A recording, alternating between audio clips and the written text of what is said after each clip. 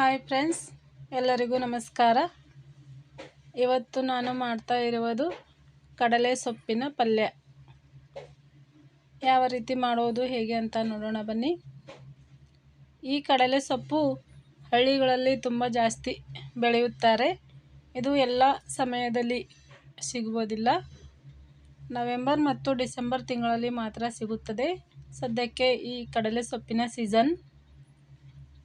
ಸಿಟಿಗಳಲ್ಲಿ ಕೂಡ ಸಿಗುತ್ತದೆ, ಆದರೆ ತಾಜಾ ಸಿಗುವುದಿಲ್ಲ. ಇದನ್ನು ಈ ರೀತಿಯಾಗಿ ಸಣ್ಣಗೆ ಕಟ್ ಮಾಡಿಕೊಳ್ಬೇಕು. ನಾವು ಯಾವಾಗಲೂ ಮೆಂತ್ಯ ಸೊಪ್ಪು, ಸಬ್ಸಿಗೆ ಸೊಪ್ಪಿನ ಪಲ್ಯ ಮಾಡ್ತೇವಲ್ಲ, ಅದೇ ತರಹ ಇದು ಕೂಡ. ಆದರೆ ಇದರ ಟೇಸ್ಟ್ ಮಾತ್ರ ಬೇರೆ. ಇದರಲ್ಲಿ ಚಣಗಿ ಬೇಳೆನ ಹಾಕ್ತಾ ಇದ್ದೇನೆ.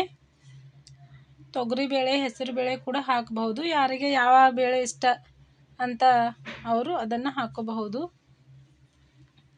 ಸ್ವಲ್ಪ ನೀರು ಮತ್ತು ಚಣಗಿ ಬೇಳೆ ಹಾಕಿ ಕಡಲೆ ಸೊಪ್ಪನ್ನ ಈ ರೀತಿಯಾಗಿ ಸ್ವಲ್ಪ ಕುದಿಸಿಕೊಳ್ಳಬೇಕು.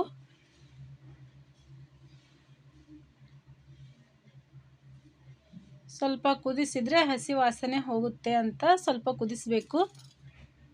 ನೋಡಿ, ಈ ರೀತಿಯಾಗಿ ಸ್ವಲ್ಪ ಕುದಿಸಿ ಒಂದು ಉಕ್ಕು ಬಂದ ನಂತರ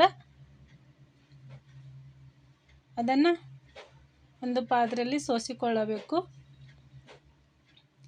ನೀರು ಜಾನಿಕೊಳ್ಳಬೇಕು ಅಷ್ಟು. ನೋಡಿ, ಈ ರೀತಿಯಾಗಿ ನೀರು ಜಾನಿ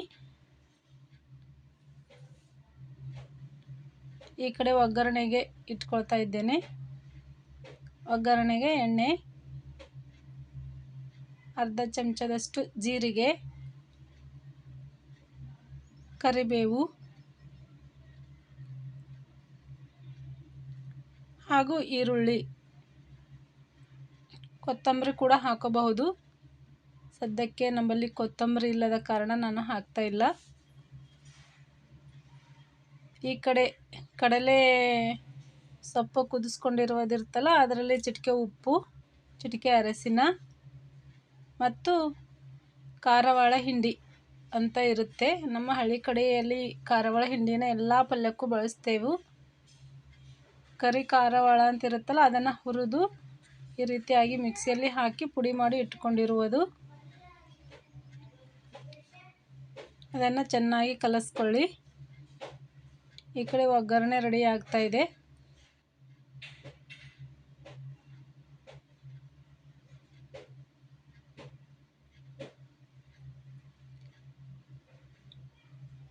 ಒಗ್ಗರಣೆಯಲ್ಲಿ ಹಸಿ ಮೆಣಸಿನಕಾಯಿ ಚಟ್ನಿ ಹಾಕ್ತಾ ಇದ್ದೇನೆ. ಕೆಂಪು ಮೆಣಸಿನ ಪುಡಿ ಹಾಕಿದರೆ ಟೇಸ್ಟ್ ಚೆನ್ನಾಗಿ ಬರಲ್ಲ.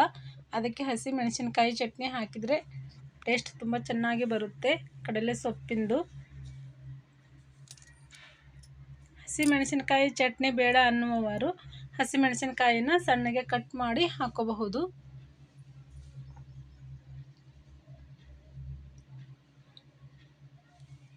ಒಗ್ಗರಣೆಯಲ್ಲಿ ಸ್ವಲ್ಪ ಕೊಬ್ಬರಿ ತುರಿನ ಹಾಕ್ತಾ ಇದ್ದೇನೆ. ಕೊಬ್ಬರಿ ಹುರಿದು ಪುಡಿ ಮಾಡಿ ಹಾಕಿರುವುದು. ಈಗ ಅದರಲ್ಲಿ ಕುದಿಸಿಕೊಂಡಿರುವ ಮೆಂತ್ಯ ಸೊಪ್ಪಿನ ಮಿಶ್ರಣವನ್ನು ಹಾಕಿ, ಕಡಲೆ ಸೊಪ್ಪಿನ ಮಿಶ್ರಣವನ್ನು ಹಾಕಿ ಚೆನ್ನಾಗಿ ಕಲಸ್ಕೊಳ್ಬೇಕು. ಈ ರೀತಿಯಾಗಿ ಮಾಡಿದರೆ ಕಡಲೆ ಸೊಪ್ಪಿನ ಪಲ್ಯ ರೆಡಿ. 2 ನಿಮಿಷ ಮುಚ್ಚಿ ಊಟ ಮಾಡಬಹುದು. ತುಂಬ ಅಂದರೆ ತುಂಬ ಟೇಸ್ಟಿಯಾಗಿರುತ್ತೆ ಹಾಗೂ ಆರೋಗ್ಯಕ್ಕೂ ಒಳ್ಳೆಯದು. ಹಸಿರು ತರಕಾರಿ ಆರೋಗ್ಯಕ್ಕೆ ಒಳ್ಳೆಯದಲ್ವ, ಅದಕ್ಕೆ ಈ ಕಡಲೆ ಸೊಪ್ಪಿನ ಪಲ್ಯ ತುಂಬ ಒಳ್ಳೆಯದು. ಒಂದು ಸಲ ಮಾಡಿ ನೋಡಿ, ತುಂಬ ಚೆನ್ನಾಗಿರುತ್ತೆ. ಬಾಯ್.